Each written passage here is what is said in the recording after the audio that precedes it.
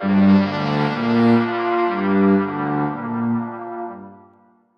you ever stopped to think about how we actually understand things? How we make decisions, how we build knowledge. It feels almost instinctive now, but the foundations, well, they were laid centuries ago. They really were. Today, we're going deep, pulling back the curtain on one of those key architects. A thinker whose ideas are so fundamental to, well, Western thought Hmm. that we often use them without even knowing it. That's right. We're diving into Aristotle's massive project. His attempt to systematically understand, well, everything, from the smallest bug to the stars, and maybe most importantly, how we humans can live a good, flourishing life. Absolutely. And our mission today isn't just to talk about Aristotle, some dusty historical figure. We want to explore him as the creator of this incredibly systematic way of thinking that honestly still echoes today. Hmm. We'll look at his life and try to unpack the core ideas and trace that huge legacy he left behind. We're aiming to pull out the really potent stuff from the sources, give you a kind of shortcut to grasping why he's still so relevant. Exactly. This isn't about hitting the library stacks. It's about seeing why Aristotle's ideas are still, well, dynamic tools. Tools for making sense of our world right now, even if you just want the key takeaways quickly. Right. His work is just astonishingly broad, isn't it? Logic, ethics, physics, politics. Mhm. It covers so much ground. So, yeah, it's going to be a real intellectual journey. Let's dive in. Let's do it. The man behind the mind, Aristotle's life and intellectual genesis. Okay, so let's start with the man himself. We talk a lot about his philosophy, but who was Aristotle? Where did this relentless drive to categorize and understand everything come from? Well, he was born way back in 384 BCE up in Stagira, which is in Macedonia, sort of northern Greece now. Right. And what seems really significant looking back is his father, Nicomachus. He wasn't just anyone. He was the personal doctor to King Amyntas of Macedon. Ah, okay. That's It interesting. really is, because growing up in that kind of environment, it likely immersed young Aristotle in, well, practical observation. Medicine back then involved a lot of looking closely at the natural world, at biology. So, you think that connection to medicine, to his father's work, planted the seeds for his later scientific thinking, his empirical approach? I think it's highly likely. You can almost see the connection, can't you? This early exposure to the need for careful observation, maybe even dissection. It feels like the very beginning of his empirical mindset. Instead of just abstract thought, he's grounded in tangible stuff from the start. That makes a lot of sense. Okay, so after Stagira, what's the next big step for him? The huge one is his move to Athens. He spends 20 years, think about that, 2 whole decades at Plato's academy. 20 years under Plato. Wow. Exactly. And this is classical Athens, right? The absolute golden age. Philosophy, politics, Yeah. art, it's all exploding. The air is thick with the ideas of Socrates and, of course, his own teacher, Plato. It must have been an incredibly stimulating environment. You can only imagine the debates, the discussions. Absolutely. He's absorbing everything, sharpening his mind against the best thinkers of the time. But even while he's learning from Plato, you can kind of sense he's starting to forge his own path. And then Plato dies, and Aristotle leaves Athens. What happens next? Because this next chapter is pretty mind-blowing, too. It really is. His next major gig, if you can call it that, is tutoring Alexander the Great. Yeah, the Alexander the Great, the future conqueror. It's just incredible to picture Aristotle mentoring this young prince. It boggles the mind a bit, doesn't it? You have to Yeah. wonder about the influence flowing both ways. Did Aristotle's systematic thinking, his emphasis maybe on observation, rub off on Alexander's military planning? Or maybe Alexander's ambition, his exposure to this vast, diverse world he was conquering, did that feed back into Aristotle's thinking about politics or even biology? It's fascinating speculation. We know Alexander later sent him biological specimens from his campaign, so there was definitely practical support for his research. But the really crucial intellectual development happens as he distinguishes himself from Plato. Right, despite those 20 years at the academy. Yeah, here's where it gets really interesting. He makes a fundamental break. Plato, as you know, was all about the world of forms or ideas, this perfect, unchanging reality existing somewhere totally separate from our messy, everyday sensory world. The real chair isn't the one we sit on, but the perfect idea of chairness. Exactly. For Plato, our world is just shadows. But Aristotle, he plants his feet firmly on the ground. He looks at this chair, the one you can touch and see, and says, no, this is real. This is where knowledge starts. So a total shift in focus from the abstract, unseen world to the concrete, observable one. Precisely. He believed the world we perceive with our senses is the primary reality, the thing we need to study and understand. And that single shift from the abstract to the concrete, from Plato's idealism to his own empiricism, sets the stage for everything else. His whole systematic, almost experimental approach flows from that core conviction. He's not looking for forms out there, he's looking for the forms within things, right here in the world we live in. The architect of knowledge, Aristotle's method and logic. Okay, so if he's rejecting Plato's world of forms and saying, look at the world around you, that must mean he needed a whole new method for gaining knowledge, right? A different way of thinking. Absolutely. You can't just rely on pure reason remembering forms if the real action is happening down here. So how did he propose we actually learn from this observable reality? What makes his approach stand out? What's key is how systematic, how consistent, and, as we've said, how empirical it was. He wasn't just, having insights. He was observing meticulously, collecting data, biological specimens, political constitutions, you name it, and then classifying, organizing. So very different from Plato's more contemplative approach, and definitely not like the sophists either, who were more about winning arguments than finding objective truth. Exactly. Plato prioritized abstract reason. The sophists, well, they were often seen as using rhetoric for persuasion, sometimes regardless of truth. Aristotle was building a framework for objective understanding, based on evidence you could actually point to, experience, and then, crucially, logical analysis. Okay, so let's dig into that. His epistemology, his theory of how we know things, if it's not innate knowledge like Plato thought. Right. Plato believed we sort of recalled knowledge from a previous existence, remembering the forms. Aristotle says, no, the mind is more like a blank slate at birth, and knowledge comes from experience. It's built up through sensory perception. The world imprints itself on our minds, so to speak. And how does that building process work? He had specific methods, didn't he? Induction and deduction. Yes, those are the two big ones, and they're still fundamental today. Think about how science works. Okay, so induction. That's going from specific things you see to a general rule. Precisely. You observe lots of individual instances. This crow is black, that crow is black, every crow you've ever seen is black. And from those specific observations, you induce the general principle. All crows are black. You're building up. Okay, makes sense. So deduction is the other way around. Exactly. Deduction starts with a general principle you already accept as true and applies it to a specific case to reach a conclusion that must be true if the premises are. The classic example, general principle. All humans are mortal. Specific case, Socrates is human. Deductive conclusion, therefore Socrates is mortal.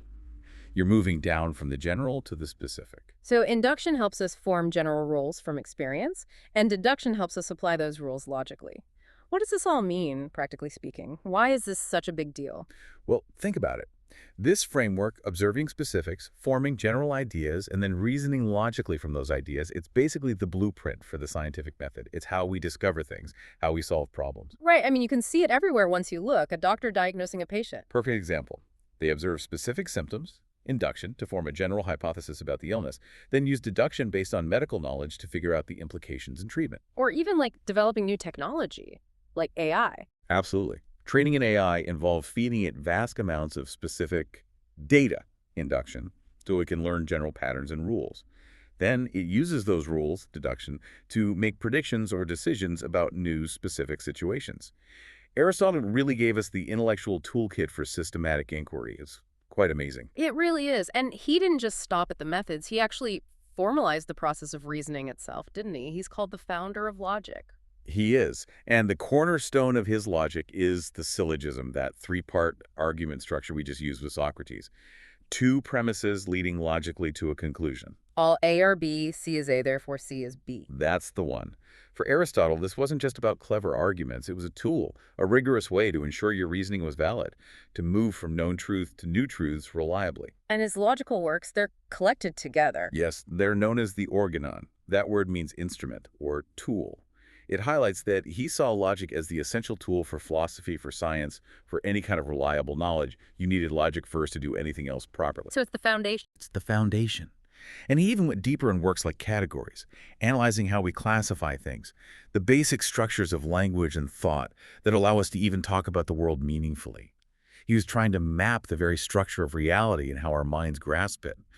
3, Understanding existence, Aristotle's metaphysics and physics. Okay, so if logic is the tool, what did he use it to explore? Let's move into the really big questions. Metaphysics, what did that mean for Aristotle? Right, metaphysics, or what he called first philosophy. Hmm. This is where he tackles the most fundamental questions about reality itself. What does it mean to be? What is substance? What is change? How do things come into existence? What are time and space?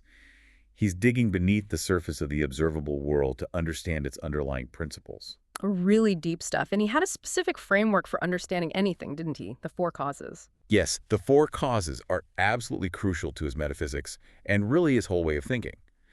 To truly understand anything, Aristotle said, you need to grasp its four causes. And these aren't causes like A happened before B. It's more like four explanations or aspects. Okay, so what are they? First, the material cause. What's Okay. it made of? The bronze of a statue, the wood of a table, the actual physical stuff. Got it. The matter? Second, the formal cause. What is its form, its structure, its essence? The shape the sculptor gives the bronze, the design that makes the wood into a table and not just lumber. It's the whatness of the thing. The pattern or blueprint. Third, the efficient cause. What actually brought it into being? The sculptor working the bronze, the carpenter building the table, the agent that produced the thing or initiated the change. The maker or the action. And fourth, and this is maybe the most characteristic of Aristotle, the final cause, or teleological cause. What is its purpose, its end, its telos?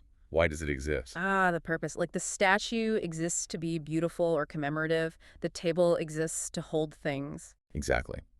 And this final cause, this telos, is central to his whole worldview. He had a teleological outlook, meaning he believed everything in nature has an inherent purpose or end towards which it strives. An acorn's purpose is to become an oak tree. A nice purpose is to cut. It's not random, it's directed. That's a powerful idea. Everything has a goal, a reason for being. It shapes his entire understanding of nature and existence. And linked to this, when he talks about being itself, what he called ousia, often translated as substance or essence, he makes another key distinction. Between essence and accident. Right. The essence is the fundamental whatness of a thing. It's the core identity, what it must have to be that thing. Accidents are the properties it happens to have, but could lose or change without ceasing to be what it essentially is. Okay, give me an example. Like Right. human. Okay, what's the essence of being human? For Aristotle, it would likely involve rationality, being a rational animal.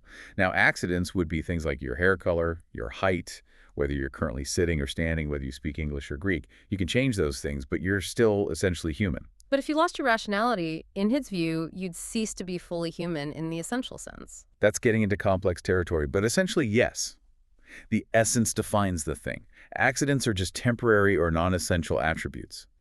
It helps us pin down what truly matters about something's identity. Okay, that clarifies things. So we have essence, accidents, and everything striving towards its purpose, its telos. How did he explain the process of change itself? How does the acorn become the oak? This is where potentiality and actuality come in. It's a brilliant concept for explaining change and development. The acorn is potentially an oak tree. It has the inherent capacity, the potential to become one. But it isn't one yet. Not yet. The fully grown oak tree is the actualized potential of the acorn. It has reached its telos, its state of actuality in that respect. Think of a block of marble. It's potentially a statue. The sculptor's work is the efficient cause that actualizes that potential, bringing the form into the matter. So change isn't just random shuffling. It's a process of moving from potential to actual. Exactly. It's a directed process driven by the thing's inherent nature and purpose. It explains growth, learning, development. All natural processes are seen as this unfolding of potential into actuality. Right. And if everything is moving, changing, actualizing, what's the ultimate source of all that motion? Did he have an explanation for that? This sounds like where the prime mover comes in. Precisely. If everything that moves is moved by something else, you can't have an infinite chain backwards. There must be something that initiates motion without itself being moved. That's the prime mover, or the unmoved mover. So what is this prime mover? Is it like God? It's Aristotle's concept of God, yes, but maybe not God in the way many people think of today. It's not a creator God who personally intervenes. It's more like pure actuality. Perfect, unchanging thought, thinking only about itself. Unchanging. But it causes change. How does that work? It causes change not by acting, but by being the ultimate object of desire or aspiration for everything else in the cosmos. Think of how a beloved person can inspire action in the lover just by existing. The prime mover draws everything towards itself, towards perfection, simply by being perfect. It's the ultimate final cause, the ultimate telos for the entire universe, pulling everything towards actualization. Wow. That's quite abstract, but powerful. It's like the ultimate goalpost that sets the whole game in motion. That's a decent analogy. It's the ultimate source of order and purpose. And this ties directly into his physics, or natural philosophy. Because for Aristotle, nature wasn't just random stuff happening. Right, you said it was like a living organism, purposeful. Exactly. He saw an ordered cosmos, with Earth at the center, surrounded by celestial spheres carrying the planets and stars in perfect circular motion, circles being the most perfect form. And the stuff down here on Earth, that was different. Yes, the sublunary realm below the moon was made of the four elements: earth, water, air, and fire. Each had its natural place and motion. Earthy things naturally fall towards the center, fiery things naturally rise. Their interactions and movements explained natural phenomena, weather, growth, decay. And time and space. They weren't absolute containers like Newton later thought. Yeah. Time, for Aristotle, was essentially the measure of motion or change. Space was simply the place occupied by a body. It was all interconnected within this purposeful, ordered, living cosmos, driven ultimately by the prime mover. 4. The art of living well, Aristotle's ethics. Okay, so we've gone from the grand scale of the cosmos right down to the elements. Now let's pivot to something deeply human. Ethics. How should we live? This is where it gets really interesting for me. What was Aristotle's take on a good life? Yeah, this is incredibly influential stuff. His main concept here is eudaimonia. It often gets translated as happiness, but that's a bit thin, isn't it? Yeah, happiness sounds like, I don't know, having a good day, feeling pleasure. Exactly. Eudaimonia is much richer, much deeper. It's more like human flourishing, living well, a life of excellence. It's about achieving your full potential as a human being over the course of a whole life. It's a state of being, not just a fleeting feeling. Okay, flourishing. I like that. How do we achieve this eudaimonia? Through virtue, or arete. Arete means excellence. So human virtue is about excelling at being human, particularly using our unique capacity for reason. It's about developing good character traits, or virtues. And how do we know what's virtuous? Is there a rule book? Not exactly a rule book, which is what makes it so practical, I think. His most famous idea here is the golden mean, or the middle way. The balance idea. Not too much, not too little. Precisely. Virtue, for Aristotle, almost always lies as a mean between two extremes, two vices, one of excess and one of deficiency. Okay, give me some examples. That sounds good in theory, but how does it play out? Sure. Take courage. The virtue of courage is the mean. The deficiency is cowardice, feeling too much fear, not acting when you should. The excess is recklessness or rashness, feeling too little fear, rushing in foolishly. The courageous person feels fear, but acts appropriately despite it. Right. They assess the situation. Exactly. Or think about generosity. The mean is generosity. The deficiency is stinginess, giving too little. The excess is profligacy or extravagance, giving too much or inappropriately. The generous person gives the right amount to the right people at the right time for the right reasons. It's about hitting that sweet spot. Like you said earlier, it sounds like the ultimate diet plan, finding that balance. Or maybe managing my email inbox, somewhere between ignoring everything and answering instantly. Well, maybe. But seriously, it requires judgment in each situation. It's not a simple mathematical average. It's about finding what's appropriate relative to us and relative to the situation. Okay, but that sounds hard. How do we actually develop that judgment? How do we figure out where the mean is in a messy real-life situation? That's where practical reason, or phronesis, comes in. This is crucial. Phronesis isn't just knowing facts. That's Sophia, or theoretical wisdom. Phronesis is practical wisdom, the ability to deliberate well about what's good and expedient for oneself and for humans generally in concrete situations. So it's like street smarts combined with moral insight, the skill of making good choices in the real world. That's a good way to put it.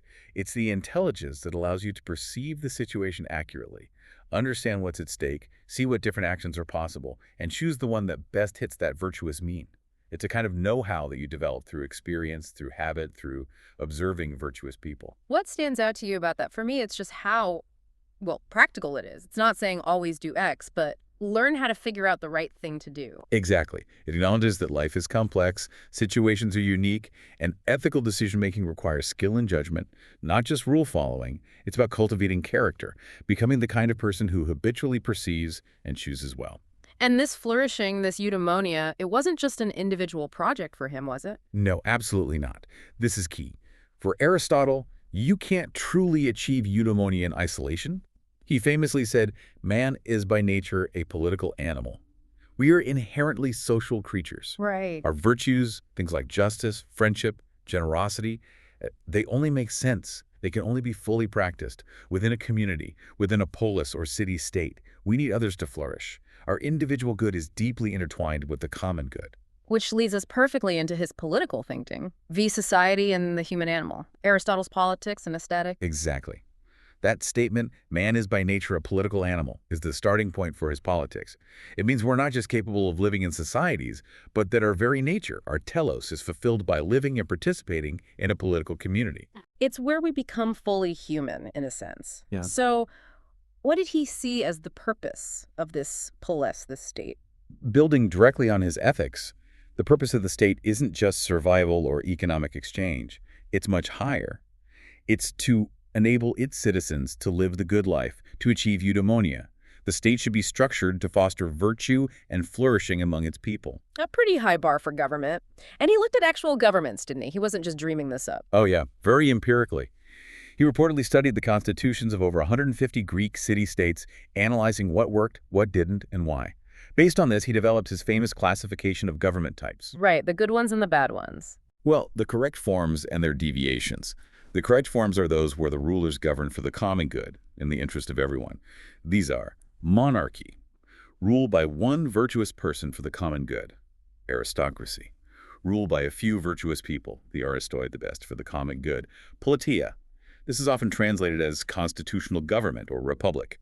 It's rule by the many specifically, a broad middle class under law for the common good. Okay, those are the ideals. What happens when they go wrong? What are the deviations? The deviations happen when the rulers govern for their own private interest, not the common good. Tyranny is the deviation from monarchy, rule by one for their own benefit. Oligarchy is the deviation from aristocracy, rule by the wealthy few for their own enrichment. And democracy, surprisingly for us perhaps, is the deviation from politia, ruled by the poor many in their own class interest, often leading to instability or mob rule. That view of democracy always throws people off. He wasn't a fan of democracy, as we might think of it. Not pure direct democracy, where the masses could easily sway policy based on passion rather than reason. He feared it could be unstable and unjust to minorities. His ideal, politia, was more of a mixed constitution, balancing different elements. And speaking of balance, what really jumps out, especially for his time, is his focus on the middle class. Why did he think they were so important? This is remarkably insightful, isn't it? He argued that a state with a large, stable middle class is the most stable and best governed. Why? What was special about them? He thought the middle class avoids the extremes. The very wealthy can become arrogant and unwilling to obey laws. The very poor can become resentful, degraded, and prone to crime or revolution. The middle class, possessing moderate wealth, are more likely to be governed by reason, respect the law, and provide stability. They mediate between the rich and the poor, preventing the society from fracturing into hostile camps. It acts as a social anchor. That sounds incredibly relevant even today. It really does. It's a sociological observation as much as a political one, showing his keen eye for how societies actually function. Now, shifting gears slightly, but still related to human experience in the community, he also wrote about art and aesthetics, right? Particularly in the Poetics. Yes, the Poetics is another foundational text. It's mostly about tragedy, but his insights apply more broadly. He saw art, especially drama, as having a serious purpose. Not just entertainment. Not just entertainment. He famously argued that tragedy evokes specific emotions in the audience, primarily pity for the suffering character and fear that similar things could happen to us. Okay, pity and fear. But why would we want to feel those? Because, according to Aristotle, experiencing these emotions through the drama leads to catharsis. This is a complex term, but it generally means a purging, purification, or clarification of these emotions. So watching a tragedy helps us process difficult emotions in a safe way. Exactly. By engaging with the story, with the character's flawed nobility and downfall, we experience pity and fear vicariously. This process somehow cleanses or refines these emotions, leaving us with a sense of relief, emotional balance, or even a deeper understanding of human life, suffering, and the consequences of actions. Art has a kind of therapeutic and intellectual function. 6. An unfolding legacy. influence and critiques. Okay, we've covered a massive amount of ground. His life, his method, reality, ethics, politics, art. So let's bring it home. What's the bottom line? What is his lasting impact after, what, 2,300 years? The impact is almost impossible to overstate. It's just colossal. His works didn't just survive, they became cornerstones for entire intellectual traditions. Like in the Islamic world. Hugely important in the Islamic Golden Age. Thinkers like Al-Farabi, Ibn Sina, Avicenna, and later Ibn Rushd, Averroes, translated, studied, and deeply engaged with Aristotle. They integrated his logic and metaphysics into their own philosophical and scientific systems, preserving and transmitting his work when it was less known in parts of Europe. And then in Christian Europe. A massive resurgence in the High Middle Ages, primarily through Thomas Aquinas. Aquinas saw Aristotle's philosophy, particularly his logic and metaphysics, as compatible with Christian doctrine. He undertook this huge synthesis, using Aristotelian concepts to articulate and defend Christian theology.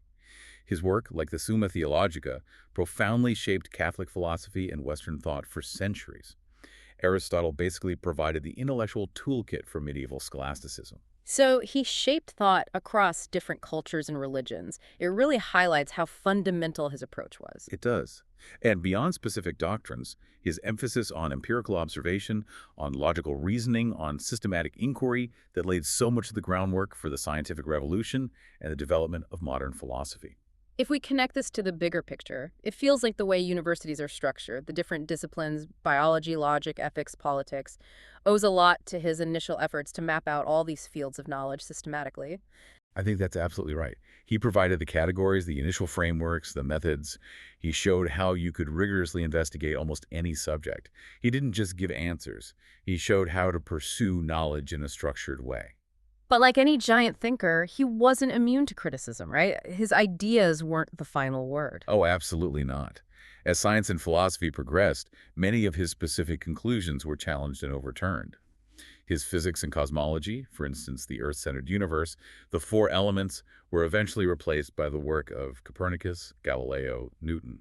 And his metaphysics, the prime mover, the teleology. Those came under fire too. Later philosophers like Descartes, Hume, and Kant questioned his foundations. Descartes sought certainty in the thinking self, I think, therefore I am, not empirical observation. Kant argued our minds actively structure our experience of reality, challenging Aristotle's more direct realism. They offered different ways of understanding knowledge and existence. And his scientific method, while groundbreaking, maybe wasn't quite scientific in the modern sense. Right.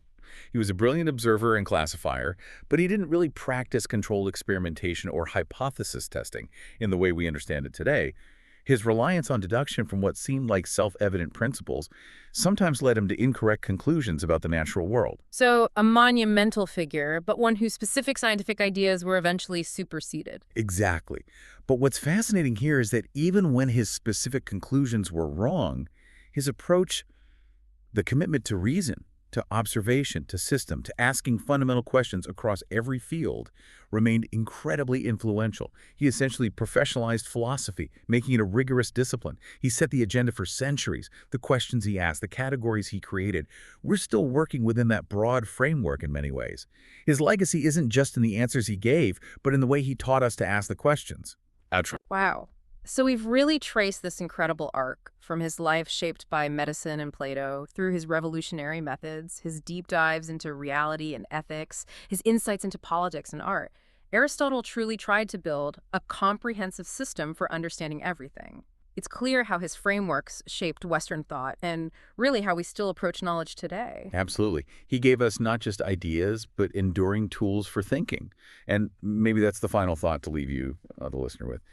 Aristotle was convinced that understanding the world and finding our place within it, living that flourishing life, eudaimonia, requires this constant interplay of careful observation and clear critical reasoning. His focus on finding purpose, the telos in nature, and finding balance, the mean in our own actions, it still challenges us, doesn't it? It pushes us to look for meaning and seek moderation in our own complicated lives. It really does. So here's something to ponder. What if you took a challenge you're facing right now, or a project you're working on, and applied Aristotle's four causes to it? Ask yourself, what's the material cause? What are its components? What's the formal cause? What's its structure or design? What's the efficient cause? What actions brought it about or keep it going? And maybe most revealingly, what's its final cause? What is its ultimate purpose, its telos? applying that ancient framework to modern problems, that could actually provide some real clarity, couldn't it? Thinking about the true purpose of something. It really could. It forces you to think beyond the surface level. That's a fantastic practical takeaway, bringing Aristotle right into our lives. Well, thank you for guiding us through this incredible deep dive. It's been fascinating. My pleasure. He's endlessly rewarding to explore. And thank you, our listeners, for joining us on this journey into Aristotle's mind. We hope it sparks some thoughts and maybe some curiosity to keep exploring. As Aristotle showed us, the quest for understanding is truly a lifelong adventure. Until next time.